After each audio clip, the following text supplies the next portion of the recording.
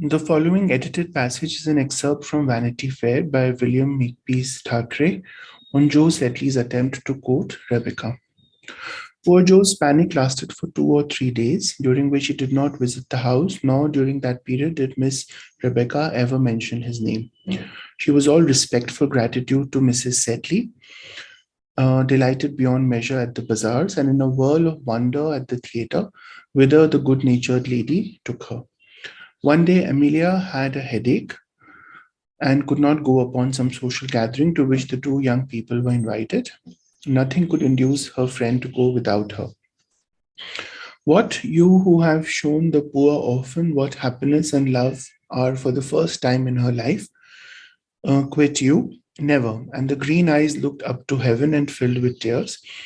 And Mrs. Sedley could not but own that her daughter's friend had a charming, kind heart of her own. As for Mr. Sedley's jokes, Rebecca laughed at them with a cordiality and perseverance which not a little pleased and softened that good-natured gentleman. Nor was it with the chiefs of the family alone that Miss Sharp found favor. She interested Mrs. Blenkinsop by evincing the deepest sympathy in the raspberry jam preserving, which operation was then going on in the housekeeper's room. She persisted in calling Sambo Sir and Mr. Sambo to the delight of that attendant, and she apologized to the lady's maid for giving her trouble in venturing to ring the bell with such sweetness and humility that the servants' hall was almost as charmed with her as the drawing room.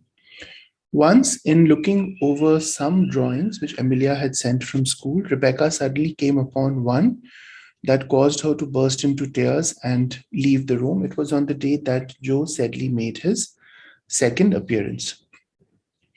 Amelia hastened after her friend to know the cause of the display of feeling, and the good-natured girl came back without her companion, rather affected too. You know, her father was a drawing master, Mama, at Chiswick, and used to do all the best parts of our drawings. I'm sure I've always heard Miss Pinkerton say that he did not touch them, he only mounted them. It was called mounting, Mama. Rebecca remembers the drawing and her father working at it, and the thought of it came upon her rather suddenly, and so, the poor child is all heart, said Mrs. Sedley. I wish she could stay with us another week, said Amelia. She's devilish like Miss Cutler, and I used to meet at Dum Dum, only fairer. She's married now to Lance, the artillery surgeon. Do you know, ma'am, that once Quinton of the 14th bet me? Oh, Joseph, we know that story, said Amelia, laughing. Never mind about telling that. But persuade Mamma to write to Sir something Crawley for leave of absence for poor dear Rebecca. Here she comes, her eyes red with weeping. I'm better now, said the girl, with the sweetest smile possible, taking good-natured Mrs. Sedley's extended hand and kissing it respectfully. How kind you are all to me. All, she added with a laugh, except you, Mr. Joseph. Me, said Joseph, meditating an instant departure. Gracious heavens, good God, Miss Sharp. Yes, how could you be so cruel as to make me eat that horrid pepper dish at dinner the first day I ever saw you? You're not so good to me as dear Amelia. He doesn't know you so well, cried Amelia. I defy anybody not to be good to you, my dear, said her mother. The curry was capital indeed, it was, said Joe quite gravely. Perhaps there was not enough citron juice in it. No, there was not. And the chili? By Joe, how they made you cry out, said Joe, caught by the ridicule of the circumstance and exploding in a fit of laughter that ended quite suddenly, as usual. I shall take care how I let you choose for me another time, said Rebecca, as they went down again to dinner. I didn't think men were fond of putting poor, harmless girls to pain. By God, Miss Rebecca, I wouldn't hurt you for the world. No, see, she said, I know you wouldn't. And then she gave him ever so gentle a pressure with her little hand and drew it back quite frightened and looked first for one instant in his face and then down at the carpet rods. And I am not prepared to say that Joe's heart did not thump at this little involuntary, timid, gentle motion of regard on the part of the simple girl.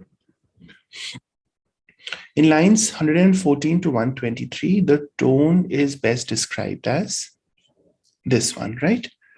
This is the point where they exchange this little conversation. So tense and unforgiving, unsettling and disparaging, caring and persistent, innocent and unexpected. So I go with D. It's innocent and unexpected because when Rebecca pressed his hand, Joe's hand, it was an innocent gesture. But to Joe, it was something profound because he felt that it was an indication of perhaps an interest from Rebecca. So it was innocent but unexpected. Which of the following best describes the relationship between Joe Sedley and Rebecca? There is animosity, they're dear friends, there remains tension between them, they are strangers. So I would say there remains some tension, right? You could say that it's romantic tension. And let's try and answer the question, the evidence 1 to 4, 44 to 45. 1 to 4, 44 to 45.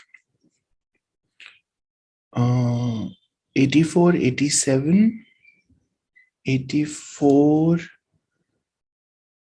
84 is accept you. Okay. 84 to 87 and 93 to 94. So poor Joe's panic lasted for 2 or 3 days, during which he did not visit the house, nor during that period did Rebecca ever mention his name. Right? So yeah, so this could be an evidence for the tension between them, right? It's not there's not everything is pleasant between them, but at the same time, you wouldn't use a word as strong as animosity, right? It was on the day when Joe Sedley made his second appearance, so this has no bearing on the question. Except you, Mr. Joseph, meditating an instant departure, gracious heavens, he doesn't know you so well. So definitely it's not B and D. And between A and C, I think I'll go with A because even though C indicates that there is some tension, A is better because it's more complete an evidence, right? As used in line 13, induce most nearly means nothing could induce her friend to go without her. Nothing could persuade, right? To persuade is to kind of get someone to agree with you, to convince someone. So instigate is to kind of, get a reaction out of someone. So that doesn't make sense in this context. According to the passage, why did Rebecca cry in lines 44, 40 to 44? Once in looking over some drawings which Emilia had sent from school, she suddenly came upon one that caused her to burst into tears. So that's because she was reminded of her father. She knew that Joe Sedley was coming to visit. She was prone to random bursts of emotion. She recalled her father after seeing his art, and she would be leaving Emilia that week. So it's C. It was because she thought of her father.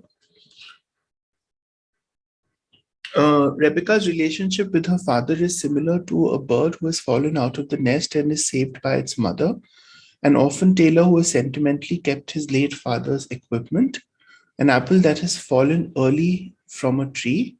An orphan who has never known his or her parents. So it's not D because she did know. And we don't know if she has kept. I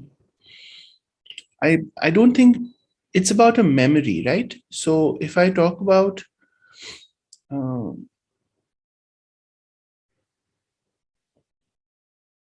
Rebecca remembers the drawing and her father working at it, and the thought of it came upon her rather suddenly, right? So it's like a memory, right? So it's not A either. I can see C makes sense because she was an orphan who. So when you say that an apple has fallen early from a tree, it's like she's been orphaned at a young age, so she only has memories, right? So I would go with C, even though B could make sense because this father's equipment could be similar to the memories that he has, that Rebecca has, but I think C would make sense. As used in line 95, defy most nearly means I defy anybody not to be good to you, my dear. I challenge anybody, right? You're so sweet that everybody is good to you. I challenge anyone not to be good to you. Which of the following best describes Rebecca's character? Good-natured and appeals to all, condescending and overbearing, emotional and constantly distraught, stubborn and unwavering. So it's A, right? There is a good chunk of the passage that talks about the fact that she's very nice to the servants, and she has a generally pleasing personality. She's not condescending. I don't think she's constantly distraught. She did get emotional when she thought about her father, but it's not something that is constant. And again, she's not stubborn, right? So let's look at the options: 28, 39, 40, 44. 28 to 39. So it's actually this one, because this is the one where we learn that she's good to the servants. 40 to 44. So this is the part where we learn that, she got emotional. So it can't be B then. 56, 61, 107, 111. 56 to 61 and 107 to 111, right?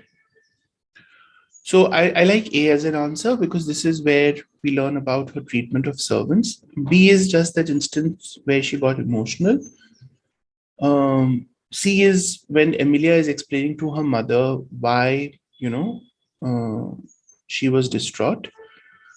Yeah, so she did get distraught, but I don't like this answer because it's not that she's constantly distraught. And D is, D is just playful banter between her and Joe. So A is the best answer. In lines this, what can best be deduced from Rebecca's reaction? 115 to 119. She was worried about Joe Sedley's reaction to her forwardness. She forgot she was speaking to Sedley. She was embarrassed in the presence of Mrs. Sedley and Amelia. She did not like to entertain Sedley. So she was not embarrassed, and she definitely, it's nothing to do with her not willing to entertain him. And then she gave him ever so, drew it back quite frightened, right? Because, she was kind of embarrassed, right? She wanted to indicate to Joe that, she was being playful when she was castigating him, but at the same time, she did not want him to probably get the wrong message. So she was just being playful.